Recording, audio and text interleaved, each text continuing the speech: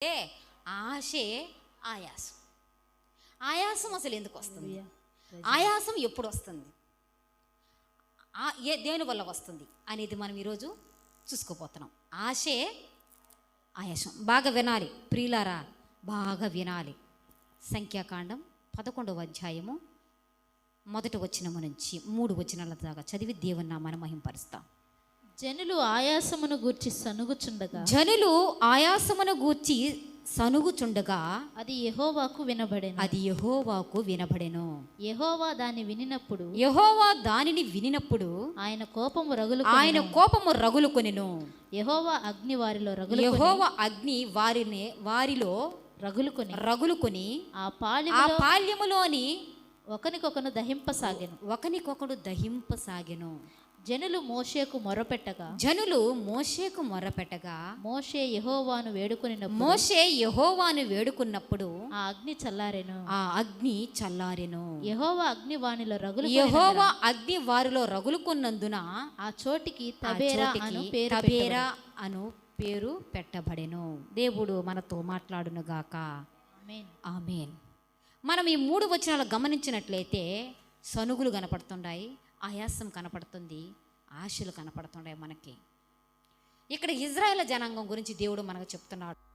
మనిషికి ఆయాసం ఎప్పుడు వస్తుంది? ఎప్పుడు మీకు ఆయాసం రాలా నాన్న? ఆయాసం వస్తాలా?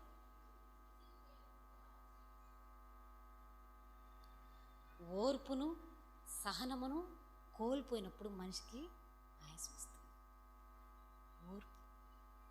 ఓర్పు లేకపోతే ఆయాసం వస్తుంది. ఆయాసం వచ్చిందంటే ఆవేశం వస్తుంది. వస్తుందా రాదా?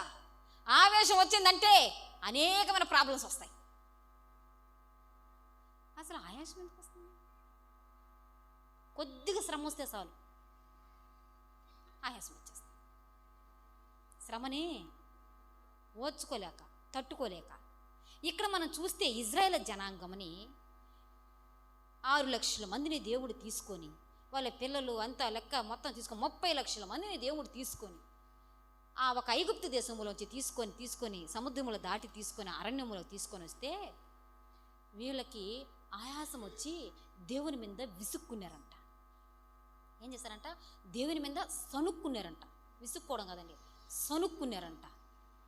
సనుక్కొని వీళ్ళు ఏం చేశారంటే, వీళ్ళు ఎందుకు అలా సనుక్కున్నారని చూస్తే వీళ్ళకున్న సహనము ఓర్పు కోల్పోయారు.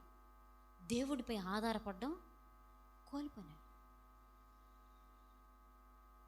అర్థమవుతుందని చెప్పే మాటలో దేవుడి మీద ఆధారపడడం కోల్పోయారు, సహనాన్ని కోల్పోయారు, ఓర్పును కోల్పోయారు. వాళ్ళకి ఆయాసం వచ్చేస్తుంది, ఆవేదన వచ్చేస్తున్నది. ప్రియమైన బిడ్డలారా, ఎందుకు ఈ విషయం దేవుడు మనతో మాట్లాడుతాడంటే గమనించాలి. ఎప్పుడైతే నువ్వు సనుక్కోవడం ప్రారంభిస్తావో విశ్వాసంలో నువ్వు కోల్పోతావు. సనుక్కోవడం నువ్వు ప్రారంభించినప్పుడు విశ్వాసంలో నువ్వు కోల్పోతావు. ఎప్పుడు విశ్వాసంలో దేవుని మీద నమ్మకం నువ్వు కోల్పోతావో అపవాది నీ జీవితంలోకి వస్తుంది. నీ ఆత్మీయ జీవితమే కాదు, నీ శారీరక జీవితం కూడా పతనం చేసేస్తుంది. హల్లెలూయా. సనుక్కోవచ్చా? మనం సనగచ్చా? సనుగుళ్ళు ఇంట్లో కనపడవా? చాలామంది సనుక్కుంటున్నారు. ఏమో తెలుసా? ఆ యేసు ప్రభు నమ్ముకోకముందు ఉండే మేలు. ఎట్టనింది మా జీవితం, ఏ విధంగా ఉండింది, ఎలా జీవిస్తున్నాం మేము ఆ పాప జీవితంలో, ఆ ఐగుప్తు దేశంలో మాకిష్టం వచ్చినట్టు తిరుగుతూ, మాకిష్టం వచ్చినట్టు తింటూ, ఇది బెదిరించేవాళ్ళు లేక, క్రమశిక్షణలో పెట్టేవాళ్ళు లేక, అడ్డగించేవాళ్ళు లేక, మంచి చెప్పేవాళ్ళు లేక, బుద్ధి నేర్పేవాళ్ళు లేక, మా ఇష్ట ప్రకారం మేము ఏడబడితే వాళ్ళు లేస్తాడు పోతూ గీతూ ఉంటుంటమే. ఆ జీవితమే మేలు మాకు. యేసుప్రభు నమ్ముకున్న తర్వాత, దేవుని సన్నిధికి వస్తున్న తర్వాత కూడా ఇంకా మా బ్రతుకులు ఎలా ఉంది? ఎందుకు చర్చికి పోవడం? పోయి కూడా ఏం ప్రయోజనం? ఆ అప్పులు ఏమైనా తీరాయా? ఆ సమస్యలు ఏమైనా తీరాయా? అన్నులు చూడ, వాళ్ళు చర్చికి వస్తున్నారా ఏమన్నానా? వాళ్ళు చూడ ఎంత బాగుండారా? వాళ్ళు కార్లు కొంటున్నారు, విమానాలు కొంటున్నారు, ఎన్ని ట్రైన్లు కొంటున్నారు. వాళ్ళు చూడు ఎంత బాగుండారా? మనం ఏంది మారకుండా? మనం ఎంత నెష్టకున్నాం మళ్ళా, మనం ఎంత బాగున్నాం మళ్ళా. ప్రతి ఆదివారం చర్చికి పోతలా మనము, ప్రతి ఆదివారం చర్చికి పోతలా మనము, దేవుని ఆరాధిస్తేలా మనము, మనకు కలిగిన దాంట్లో దేవునికి ఇస్తేలా మనము. ఏంది మనం ఏం మారుకున్నాము? గొనుక్కోవడం లేదా, సనుక్కోవడం లేదా? ఎప్పుడు నీకు ఆలోచన రాలేదా? ఏంటి మన బ్రతికెలా ఉంది?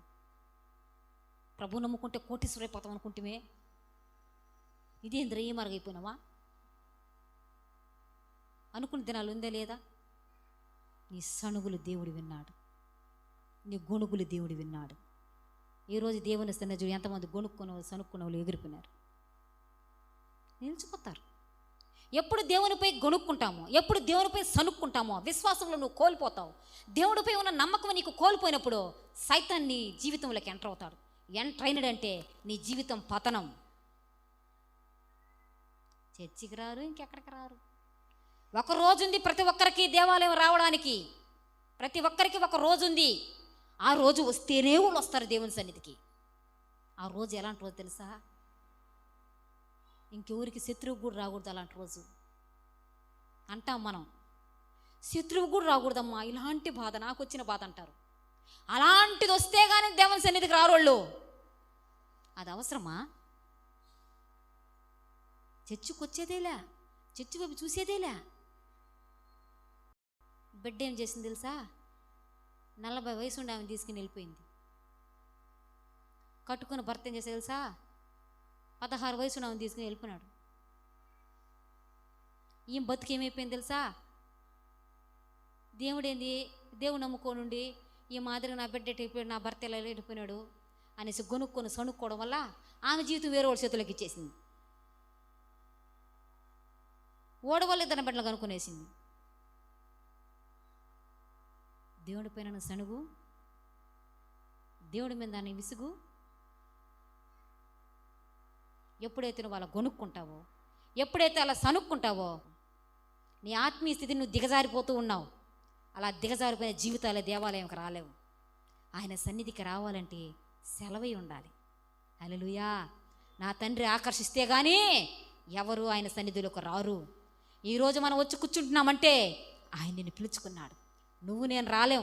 చాలా పనులు మనకి, చిన్న పనులు కాదు, చచ్చిపోయి గుంట్లో బిట్టపడుకున్న పనులే మనకి, తీరిక లేదు మనకి. ఈ ఇజ్రాయేల్ జనాంగం కూడా వీళ్ళని ఐగుప్తులో ఉంచి తీసుకొని వీళ్ళని తోడుకొని అక్కడి నుంచి విడిపించి ఎంటేమంటే ఘోరమైన బానిసత్వం తెలుసా? 5 మంది కుటుంబంలో ఉంటే ఒక్కరికి మాత్రమే భత్యం ఇస్తారు. ఆ ఒక్కరి భత్యం, ఒక పూట భత్యం 5 మందిని ఆ రోజంతా బతకాలి.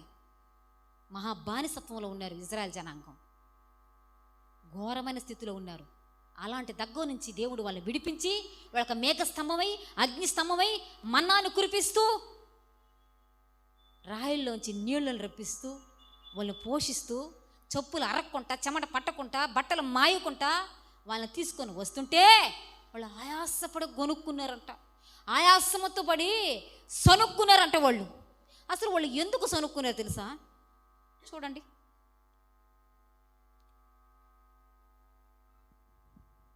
5వ వచనం చదువు. 11వ అధ్యాయము 5వ వచనం. ఐగుప్తులో మేము ఉచితముగా తినిన చేపలను, కీరకాయలను, దోసకాయలను, కూరాకులను, ఉల్లిపాయలను, తెల్లగడ్డలను జ్ఞాపకమునకు వచ్చుచున్నవి. ఇప్పుడు మా ప్రాణము సొమ్మసిల్లిను. చూశారండి, పాత వింత ఆలోచించుకుంటున్నారు. ఏంటి మన్నా? ఈ మన్నా తిని తిని తిని తిని తిని నోరు పోయింది, రుచి లేకుండా పోయింది నోరు.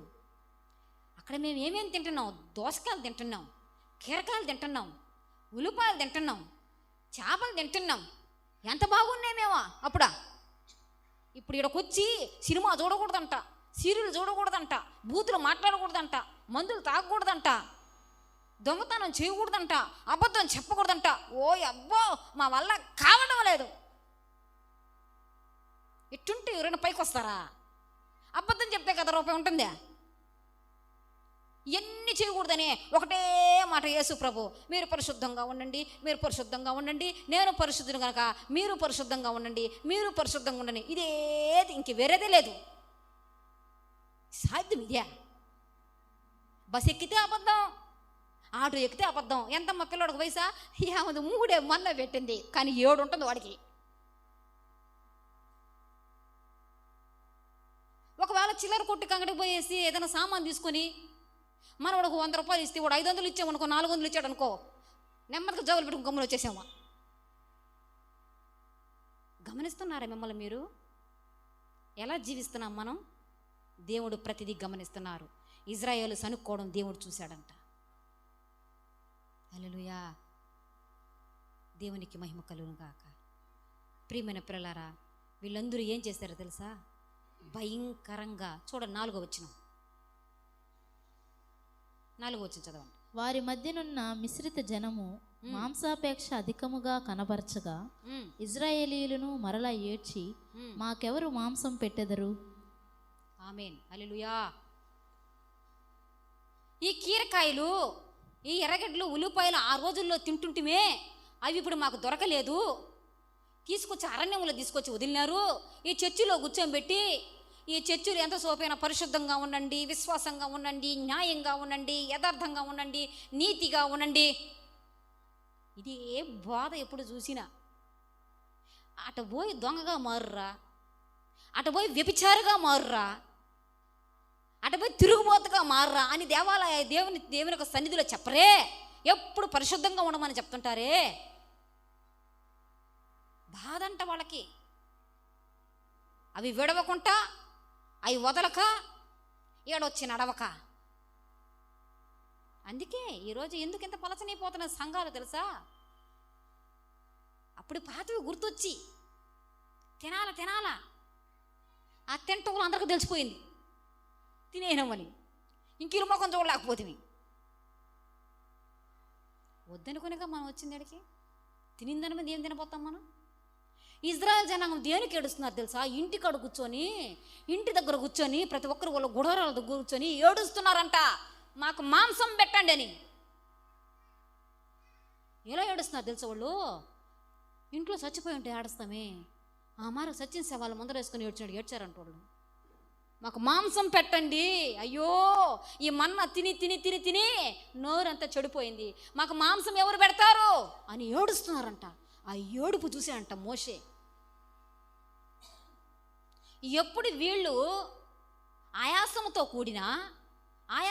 వీళ్ళు సనుగుతుంటే, ఓర్పును కోల్పోయి, సహనాన్ని కోల్పోయి, ఈ ఇజ్రాయెల్ జనాంగం ఈ విధంగా అన్ని ఏడుస్తుంటే మోషే వాళ్ళని చూసినప్పుడు మోషే కూడా సహనం కోల్పోయేదానికి వచ్చేసింది. అప్పుడు మోషే నేరుగా దేవుడి దగ్గరికి వెళ్ళాడు. చూడండి,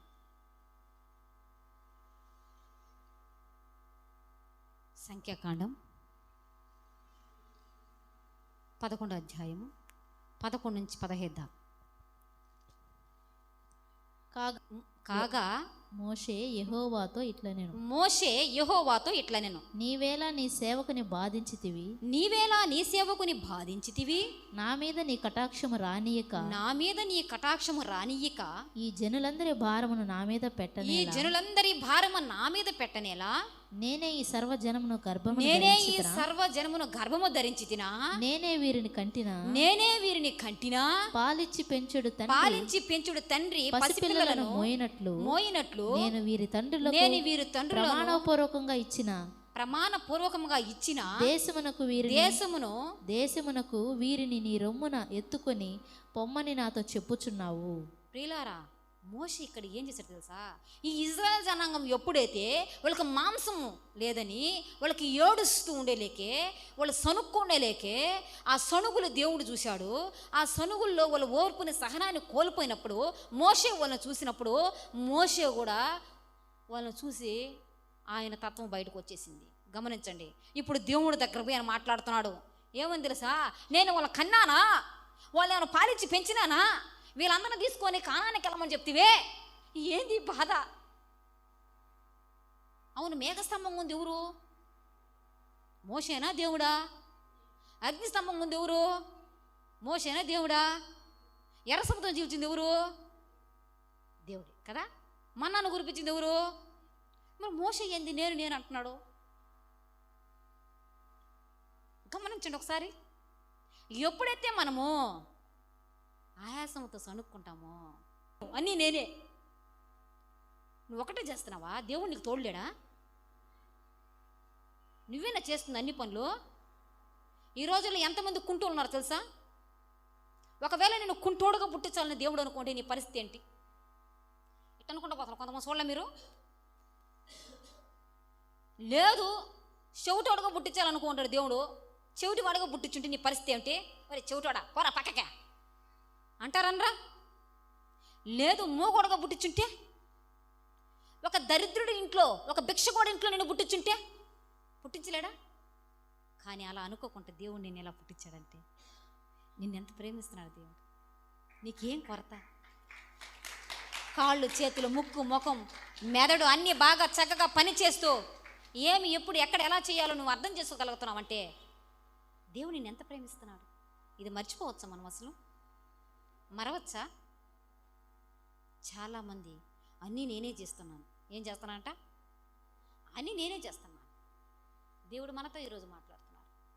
ఎప్పుడైతే వీళ్ళు సనుక్కోవడం ప్రారంభించారో, ఎప్పుడైతే వీళ్ళు ఓర్పును కోల్పోయారో, ఎప్పుడైతే సహనాన్ని కోల్పోయారో, మోషే వాళ్ళని చూశాడు, ఆయన కూడా కోల్పోయినాడు. ఆయన కోల్పోయి ఏం చేశాడు తెలుసా? కొంతమంది ఇలా అంటారు, ఏమని తెలుసా? భార్య అంటుంది, నేనే గిల్లు తోమాల. నేను కూడా అంటున్నా కొన్ని సందర్భాలు, నేనే సామాన్లు తోమాల, నేనే బట్టలు ఉతకాల, నేనే అన్నం వండాల. ఆ ఎమ్మి చేయదు, ఈ అబ్బాయి చేయడు. నువ్వేమంటే గమ్మని చూస్తుంటావు. ఈ ఇంట్లో ఉండేదానికంటే డ్యాస్ ఎక్కడైనా అరణ్యంలోకి వెళ్ళి సస్తే బాగుంది అంటారనరా? నీతో కాపురం చేసేదానికంటే అరణ్యంలో పోయి దూకి, ఒక బావిలో దూకి, అది కూడా నీళ్ళు లేని బావిలో అంటారనరా? సాతాన్ ఏమంటుంది తెలుసా? వెరీ గుడ్ ఐడియా వేసుకో, మంచి ఐడియా వేసుకో, ప్లాన్ వేసుకో, నేను కూడా వస్తాను నీతో కూడా.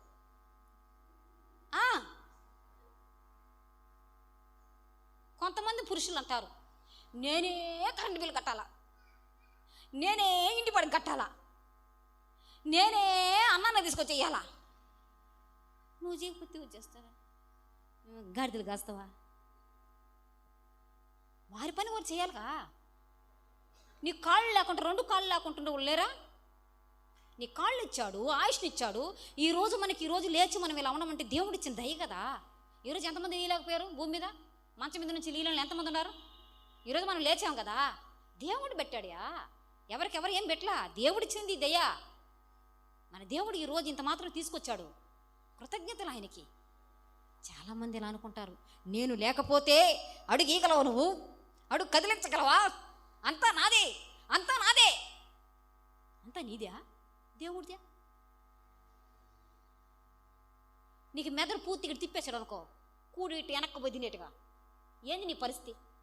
అన్నం ఇలా తింటాము, ఇటు అన్నం తినేవాడికి మెదడు ఇటు తిప్పేశాడు అనుకో మెంటలుగా. అన్నం ఇటు వెనక్కి తిప్పుకొని ఇటు ఇసురేసుకొని తినే మరొక మెంటలు వచ్చింది అనుకో నీకు. ఏంటి నీ పరిస్థితి? నువ్వేనా అంతా? అన్నీ నీదేనా? అన్ని కార్యాలు నువ్వే చేసేది? నువ్వు వంటరోడువా? దేవుడు నీకు తోడులే? దేవుడు లేకుండా నువ్వు చేయగలుగుతావు ఏ పనైనా కూడా? దేవుడు లేకుండా, నా సెలవు లేకుండా ఆహారం పుచ్చుకున్న వాడెవడు అంటున్నాడు దేవుడు. నా సెలవు లేకుండా మాట ఇచ్చి నెరవేర్చేవాడు ఎవడు అంటున్నాడు దేవుడు. ఏమనుకుంటున్నావు ఇప్పుడు దాకా? అన్నీ నేనే అనుకుంటున్నాడు మోషే. అంతా నేనే అనుకుంటున్నాడు. ఇజ్రాయెల్ జనాంగం తీసుకొచ్చింది నేనే, ఎర్ర సముద్రం తీల్చింది నేనే, మన్నాను కురిపించింది నేనే, ఏమండి మేఘస్తంభంగా ఉండింది నేనే అనుకున్నట్టుగా మాట్లాడుతున్నాడు మోషే. చూడండి కావాలంటే అక్కడ ఏం మాట్లాడుతున్నాడు. 13వ వచనం, 11:13. ఈ సమస్త ప్రజలకు ఇచ్చటకు మాంసము నాకెక్కడిది? వారు నన్ను చూచి ఏడ్చుటకు ఏడ్చుచు తినుటకు మాకు మాంసమేమని అడుగుతున్నారు. ఏడుస్తూ తినుటకు మాంసమని నన్ను అడుగుతున్నారు. ఈ ప్రజలు, ఈ సమస్త ప్రజలను ఒంటిగా మోయి నా వలన కాదు. ఈ ప్రజలు నేను ఒంటిగా ఒక్కడగా మోసేదానికి నా వలన కాదు. ఏమో ఇంతకుముందు ఆయన మోసినట్టు, ఇంతవరకు కాపురం అంతా ఈయనే ఎత్తుకుని వచ్చినట్టుగా. ఎంతమంది కాపురాల్లో కోల్పోయిన వాళ్ళు బతకటం లేదా? భార్యని కోల్పోయిన వాళ్ళు భర్తలు బతకటం లేదా? తల్లిదండ్రులు కోల్పోయిన వాళ్ళు బిడ్డలు బతకటం లేదా? భర్తను కోల్పోయిన వాళ్ళు బతకటం లేదా? ఎవరు పోషిస్తుంది? దేవుడు పోషిస్తుంది. నీ గర్వమా అన్నీ నేనే అని? ఒక వ్యక్తి అన్నాడు, వచ్చి నాకు చెప్పేది, నువ్వు తింటున్న అన్నం నాది, నువ్వు నిలబడుకున్న స్థలం నాది, నువ్వు పీల్చుకున్న గాలి కూడా నాదే. ఇది ఏం మొగుడు? ఇలాంటి వాళ్ళు కూడా ఉండాలనుకున్నాను నేను, నిజం కూడా. ఎంత ఆశ్చర్యం! ఇంకేముంది ఆవిది ఏమైనా ఉండదా? ఇంత ఘోరమైన వాళ్ళు కూడా ఉంటారా? ఎంత గర్వాంధులు! దేవుడి స్థానంలో నిలబడుకోవడం, దేవుని స్థానంలో నిలబడి దేవుడు ఇస్తున్నట్టువి అలా అంటూ చేయొచ్చా? దేవుడు ఒకసారి పండబెడితే ఏది నాది? గర్వం ఉండకూడదు మనిషికి. అసలు నువ్వెవరో ముందు నువ్వు తెలుసుకోవాలా, నువ్వు ఎవరి వల్ల బ్రతుకుతున్నావు తెలుసుకోవాలా. ప్రియమైన బిడ్డలారా, దేవుడు మోషేతో మాట్లాడుతున్నాడు. మోషే అంటున్నాడు, వీళ్ళని నేను కన్నానా, వీళ్ళకి నేను పాలిచ్చానా, వీళ్ళని తీసుకొని అక్కడ పంపమంటివే వాళ్ళందరినీ నేను మోసుకొని ఒకటి ఎటబోయేది నేను, ఈ బాధపడేదానికంటే నన్ను చంపే. చూడండి 15వ వచనం, నా మీద నీ కటాక్షము వచ్చిన ఎడల నేను నా బాధను చూడకుండానట్లు నన్ను చంపుము. చూసావండి, మోషే అడుగుతున్నాడు. చాలామంది ఇలాగ అనుకుంటారండి. హల్లెలూయా. అన్నలు ఉండరు లేదా? జాగ్రత్త సుమి, ఇంట్లో అంతా నీది అనుకోవద్దు. దేవుడు ఉన్నాడు. మన ఇంట్లో ఎవరు ఉన్నారు? దేవుడు ఉన్నాడు. కొన్ని జీవితాలు ఎలా అయిపోయినది తెలుసా? చాలా జీవితాలు చితికిపోయినాయి. అట్నే గర్వపడిన వాళ్ళందరూ చితికిపోయినారు. అట్నే గర్వపడిన వాళ్ళని చాలామంది చూసా, మంచంలో ఎల్లకతలు కొనుక్కొని వేరేదే లేదు దేవుణ్ణి తప్పితే పక్కన చూడలేకపోతున్నారు. కిందే చూసుకునేది, పక్కనే చూసుకునేది, ఎప్పుడు దేవుడిని చూసేదే. చూడని వాళ్ళ బండ పెడతాడు దేవుడు, పైకి తప్పితే ఇంకేడా చూడలేం. మంచంలో కొనుక్కొనే ఉంటాం, నడవలేము, పోలేము, ఏమి చేయలేము. ఆ స్థితి అవసరమా? దేవుడిని పక్కన పెట్టి మాట్లాడచ్చు ఏ మాట అయినా కూడా. నీ వంతు నీకు ఇచ్చాడు, నీ భార్య వంతు నీది, నీ భర్త వంతు నీది, బిడ్డల వంతు మీది. వాళ్ళ హద్దుల్లో ఉండి వాళ్ళు జీవించి ముందుకెళ్ళాలా. వాళ్ళకి ఇచ్చిన దేవుడు దాన్ని నెరవేర్చి వెళ్ళాలా. ఎటువంటి శ్రమైనా, ఎటువంటి బాధ అయినా, ఎటువంటిదైనా కూడా సాధించేదానికి, జయం పొందడానికి శక్తి కలిగి ఉండాలి. నా వల్ల కాదు, నేను ఉండను, నేను చచ్చిపోతాను, నేను వెళ్ళిపోతాను, ఏ మాటలు మాట్లాడకూడదు. అలా మాట్లాడితే దేవుని శక్తిని నువ్వు తక్కువ చేసిన దాని అవుతావు. అంచనా వేయచ్చా మరగా? చెప్పండి. దేవుడు ఇవ్వకుండా ఏమైనా చేయగలం మనము? దేవుడు ఇవ్వకుండా ఏమి చేయలేం. అపోస్తలుడు ఆయన అలా అంటున్నాడు. అయితే అపోస్తలుడు పౌలు గారు ఏమంటున్నాడు చూడండి. కొరింథీ రాసిన మొదటి పత్రిక 15వ అధ్యాయం 10వ వచనం.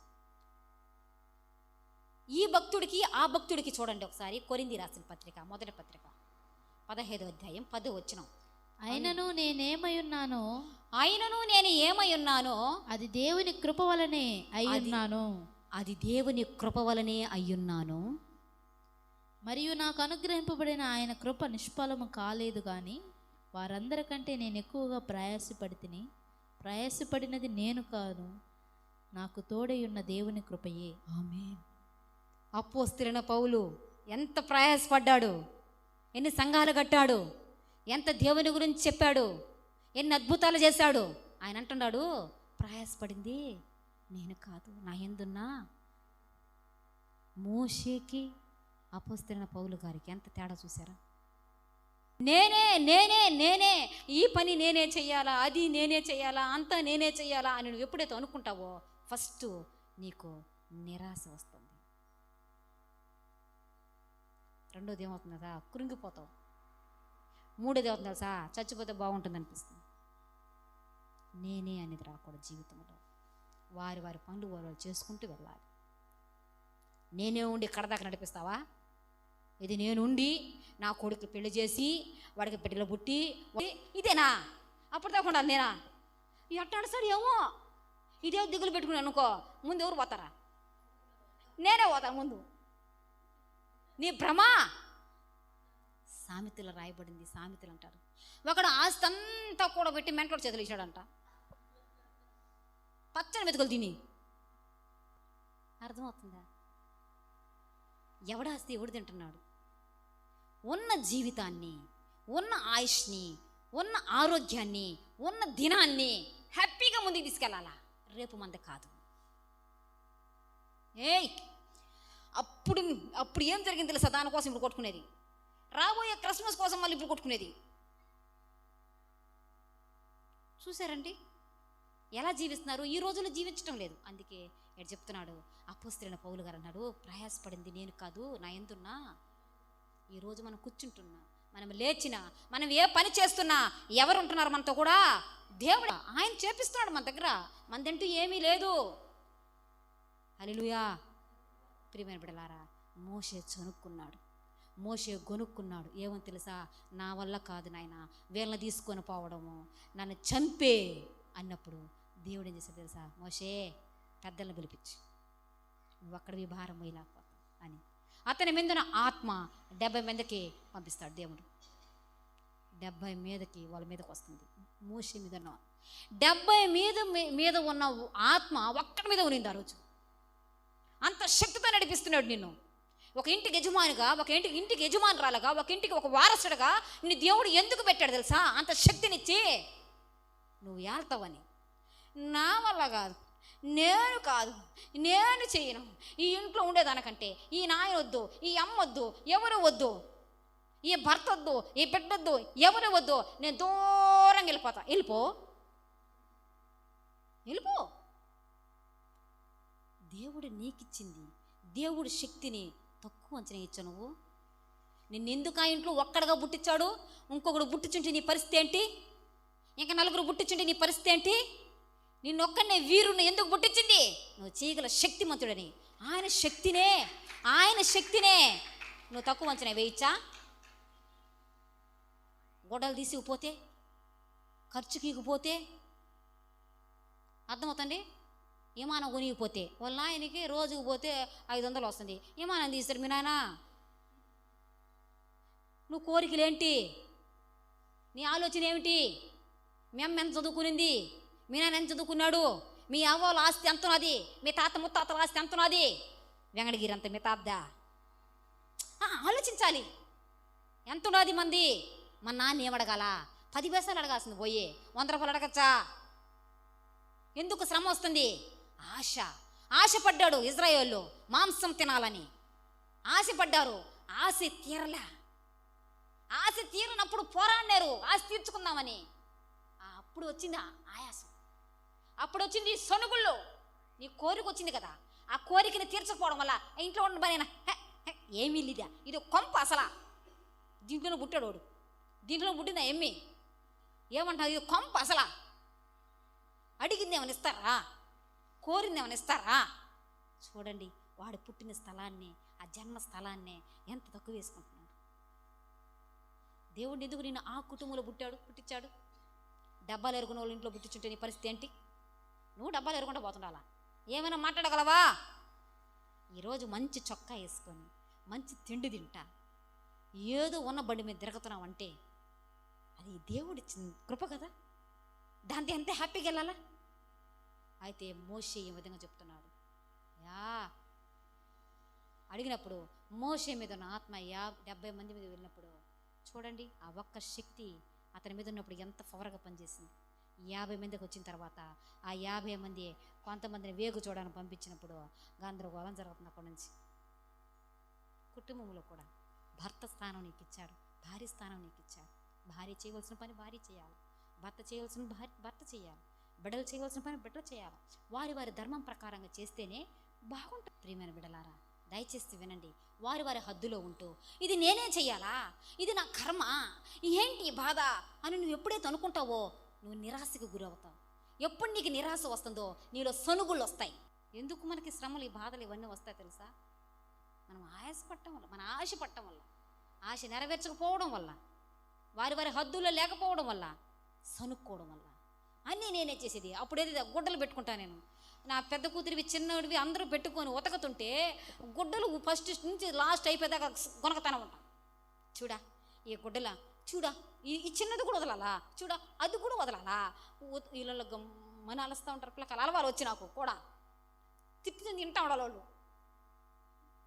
ఇంటా గుడ్డలు అయిపోతే తిడతానే ఉంటా, సన్నగత్తానే ఉంటా. ప్రియమైన బిడ్డలా తెలుసుకున్నాను. ఎందుకు ఎక్కువ శ్రమ పెట్టుకోవడం వల్ల మనకి ఇలాంటి ప్రాబ్లం వస్తుంది. శ్రమ లేకపోతే, ఇక్కడ వచ్చే వాళ్ళందరికీ శ్రమ లేకపోతే, వాళ్ళకి ఆశలు లేకపోతే శ్రమ ఉండదు. ఆశ వచ్చిందంటే ఆశ కోసము ప్రయాసపడాలా. ప్రయాసపడినప్పుడు శ్రమ వస్తుంది. శ్రమ వచ్చినప్పుడు జరగనప్పుడు సొనుక్కొని దేవుడు ఇవ్వలేదని రావడం లేదు. చూడండి, కానీ వస్తారు. ఒక రోజు ఉంది వాళ్ళకి. బోను కొట్టుకుంటా వచ్చే రోజు ఒక రోజు నాది. హల్లెలూయా. ఏడ్చుకుంటా వచ్చే రోజు ఒక రోజు ఉంది. మనం ఎక్కడ కదలాల్సిన అవసరం లేదు. ఉందే లేదు ఒక రోజా? ఈ రోజున ఆలకించావా? మా అమ్మ వాళ్ళ ఇంటికి ఉండాలా, మా వదిలోళ్ళ ఇంటికి ఉండాలా, మా దూర బంధువుల ఇంటికి ఉండాలా, అక్కడ ఉండాలా, ఇక్కడ ఉండాలని ఆలోచించావా? కానీ ఒక్కరోజు నా దేవుని మందిరంలో రాజుకుందే ఆలోచన. నా దేవుని మందిరములో చిరకాలము యెహోవా మందిరములో నివాసము చేసేదను. చిరకాలం. ఒక్కరోజు కదండి, ఒక్క దినము గడుపుట 1000 దినముల కంటే శ్రేష్టం అనేది ఆయన సన్నిధి. ఈ రోజున ఉందా నీకు ఆలోచన? వస్తుంది. పోగొట్టుకొని వస్తారనమాట. నిద్ర చేయను వస్తారా? వస్తారు. అది రావాలా? నిద్ర చేయాలంటే, నువ్వు నిద్ర చేయాలంటే అలాంటి జరగాల నీ బతుకులో. అలా జరిగితేనే వస్తావు నువ్వు. అవసరమా అది నీకు? అలాంటివన్నీ అది రాకముందే జ్ఞానవంతుడే, బుద్ధిమంతుడే సర్దుకోకూడదా? చేయవలసిన పనులు చేసుకోకూడదా? ఆశీర్వాదంలో ముందుకెళ్ళకూడదా? ఎందుకు ఇలాంటి ఎండమావులు మన జీవితాలలో? ఎందుకు ఎండిపోయిన జీవితాలు మన జీవితాలు అంటే మనం తీసుకునే నిర్ణయాలు బట్టి. ప్రియమైన బిడ్డలారా, దేవుని శక్తిని తక్కువ అంచనా వేయకూడదు. కలలో కూడా దేవుని చిత్తానికి వ్యతిరేకంగా ఆలోచించకూడదు. నిన్ను ఈ ఆంధ్రాలో, ఈ భారతదేశంలో, ఈ ఆంధ్రాలో, ఆ కుటుంబంలో నిన్ను పుట్టించాడంటే నువ్వు సామర్థ్యం కలిగిన వాడివి. ఆ ఇంటికి నువ్వే లీడర్. ఆ ఇంటిని చక్కగా దేవుని సంగతి నడిపించగల శక్తి నీకుంది. అందుకే దేవుని ఆ ఇంట్లో నిన్ను పెట్టింది. అందుకే నీకు జ్ఞానం ఇచ్చింది. నీకున్న గను నీ భార్యకి రావడం వల్ల, నీకున్న గను నీ బిడ్డలకు రావడం వల్ల, ఎందుకో ఆలోచన చెప్తుంటే కూడా రావడం వల్ల వాళ్ళకి కారణం ఏమి? నీకు పెట్టిన మెథడ్ స్పెషల్. నువ్వు అర్థం చేసుకున్న రీతి స్పెషల్. ఉన్నారు లేదా కుటుంబాలలో? భార్య ఒక లోకం, భర్త ఒక లోకం, బిడ్డలు ఒక లోకం, అంతా కలిసి ఏకలోకం. ఉండారా లేరా? ఈ రోజుల్లో మన అండర్స్టాండ్ అన్నం వండుకొని అందరూ కూర్చొని చక్కగా తింటున్నామంటే ఒకసారి ఆలోచించుకోండి ప్రియమైన బిడ్డలారా. అందుకే దేవుడు చెప్తున్నాడు చూడండి, మనం ఎప్పుడు కూడా ఫిలిప్పీ రాసిన పత్రిక 4వ అధ్యాయం 13 వచ్చి ఎప్పుడు కూడా శ్రమ వచ్చినప్పుడు, బాధ వచ్చినప్పుడు, హింస వచ్చినప్పుడు, వేదన వచ్చినప్పుడు ఎప్పుడు కూడా నా వల్ల కాదు, ఈ కుటుంబం ఏగలేను, నేను ఇక్కడ ఉండలేను, నేను చచ్చిపోతాను, నేను వెళ్ళిపోతాను అనకూడదు. ఎందుకు తెలుసా? దేవుని కృప మనకు తోడుకుంది. మనం ఏమనాలి తెలుసా? నన్ను బలపరచువాని యందే నేను సమస్తమును చేయగలను. నన్ను బలపరచువాని యందే నేను సమస్తము చేయగలను. హల్లెలూయా. నన్ను బలపరచువాని యందే నేను సమస్తము చేస్తాను. చేసేది ఆయన, అడుగు తీసి పెట్టాలన్న ఆయన. ప్రియమైన బిడ్డలారా, మనందరికి తెలుసు యోసేపు చిన్నప్పుడే తన తండ్రి ఇంటిలో 12 మంది అందులో ఒక్కడే ఉండి అతను వెలివేయబడి, అతను తీసుకుని వెళ్ళి కొట్టబడి, అన్నదమ్ముల చేత గుంటలో వేయబడి తీసుకెళ్ళి రాజుకు అమ్మేసి అక్కడ తీసుకెళ్ళిపోయి బానిసత్వంలో ఉండి చిన్న పిల్లవాడు, అమ్మా నాన్న లేక, అన్నదమ్ములు లేక, ఉమ్మడి కుటుంబంలో ఉన్న వ్యక్తి. అన్నదమ్ములందరూ అతని వైపు చూసి నాన్న బాగా చూసుకున్నాడని, ముద్దుగా చూసుకున్నాడని, అతని వస్త్రాలు ముద్దుగా ఉన్నాయని, ఆయన ప్రత్యేకంగా ఉన్నాడని అన్నదమ్ములకు ఒప్పుకోక తీసుకొని వెళ్ళి అమ్మి వేసి ఆ రాజ్యంలో తీసుకెళ్ళిన తర్వాత ఆ చిన్న బిడ్డ వాళ్ళ చాట వీళ్ళ చాట వాళ్ళు పెట్టిన తింటూ బాధపడుతూ అటు ఇటు తిరుగులాడుకుంటూ చేసుకుంటూ పెద్ద పెరిగితే అందగాడగా రూపుదిద్దే ఆ రాజ్యంలో రాణి అందం ఉన్నాడనేసి నువ్వు నాకు ఇష్టం అని అంటే, అమ్మా నువ్వు తల్లి లాంటి దానివమ్మా, నేను నీ బిడ్డ లాంటి వాడంటే నేను పెంచానా, పాలిచ్చానారా అని అడిగినప్పుడు అతను పరిశుద్ధత కోల్పోవడానికి ఒప్పుకోలేదు. ఎవరు నేర్పించారు ఆయనకి? ఆ ఎవరికి ఎవరు నేర్పించాడు? ఆ రోజు వాళ్ళ ఇంట్లోంచి బయటకు వచ్చాడే, ఈ మధ్యలో గ్రంథాలు ఏమైనా చదివాడా? చర్చికి ఏమైనా పోయినాడా? ఏ పాస్టర్ని ఏమైనా చెప్పారా? ఎవరైనా తల్లిదండ్రులు ఎవరైనా బలపరిచారా? దేవుడు అతనికిచ్చిన మార్గంలో ఉంచి తప్పిపోకుండా ఒక్కరోజు కూడా ఈ బాధ నేను పడలేనేసయ్యా, ఈ శ్రమ నేను పడలేనేసయ్యా, అమ్మ నాన్న లేక, అన్నదమ్ములు లేక, ఊరు లేక, వాడ లేక నేను వెళ్ళిపోయి వేరే దేశంలో ఉంటూ వాళ్ళ బానిసత్వంలో ఉంటూ వాళ్ళు ఎత్తుకుపోయి జైల్లో వేసేసి హింసించి ఇన్ని బాధలు పెడుతుంటే ఒక్క మాటైనా తెరవలేదు. నా వల్ల కాదు, నేను ఉండలేను అన్నవాడు కాదు యోసేపు. అందుకే ఫలించుడు కొమ్మ ఆయన. హల్లెలూయా. ప్రియమైన బిడ్డలారా, యేసు ప్రభు కన్న మరియమ్మ తెలుసు కదా, మరియమ్మ మంచి భక్తురాలు. దేవుడు దూతను పంపించి ఈ లోకానికి దేవుడు రాబోతున్నాడు, నీ గర్భాన్ని దేవుడు వాడుకొని ఈ లోకానికి రాబోతున్నాడంటే ఆ తల్లి నేను పురుషుని ఎరగని స్త్రీ అంటే దేవుడికి సమస్తము సాధ్యం. హల్లెలూయా. ఆ మరియమ్మ ఏం మాట్లాడుతున్నాయా, నేను పురుషుని అనగా స్త్రీ అయిపోతేనే, నాకు భర్త లేకపోయినే, ఈ కాలం ఎటిమిటి తెలుసా, ఎటిమిటి కాలంలో ఉన్నాను తెలుసా, అనుమానం వస్తే రాళ్ళతో కొట్టి చంపేస్తారయ్యా, నియమం నిష్ట ఎక్కువ, ఆ కాలంలో ఉన్నాను నేను, కొట్టి చంపేస్తారు, ఒక భర్త లేకుండా గర్భం వస్తే అందరూ ఏమంటారు అని చెప్పనేసి ఆ తల్లి విడిచిపెట్టల. నా వల్ల కాదు, ఈ పని నేను చేయను, నువ్వు ఇంకొకరిని ఎన్నుకో, నేను కాదనలేదు, నీ చిత్తం నెరవేరినగాక. హల్లెలూయా. దేవుని పక్షాన శిష్యులు ఉన్నారు, 12 మంది శిష్యులు. యేసుప్రభువు వారు పిలిచే సర్వలోకానికి వెళ్ళిన సువార్త ప్రకటించండి, నువ్వు ఎలా మరణించు, నువ్వు అలా మరణించు, నువ్వు అలా మరణించని వాళ్ళందరికీ చెప్పి పంపిస్తే వాళ్ళందరూ అలాగే మరణించారు. మేమందరము అలా చేయమయ్యాని ఒక్కరు కూడా అనలేదు తెలుసా. వాళ్ళు చేశారు కాబట్టి ఇప్పుడు దాకా మనకి సువార్త మనకు అందబడింది. ప్రియమైన బిడ్డలారా, చిన్న శ్రమ వస్తేనే, చిన్న బాధ వస్తేనే, వాన వస్తేనే చర్చికి రారు, ఎండలు ఎక్కువగా వస్తే చర్చికి రారు, జ్వరం వస్తే చర్చికి రారు. ఏం భక్తి, ఏం భక్తి! అదే నీకు దేవునికున్న ప్రేమ, అదేనా నీకు దేవునికున్న అనుబంధము, అదేనా నువ్వు తెలుసుకునింది, దేవుని తెలుసుకుంది అదేనా?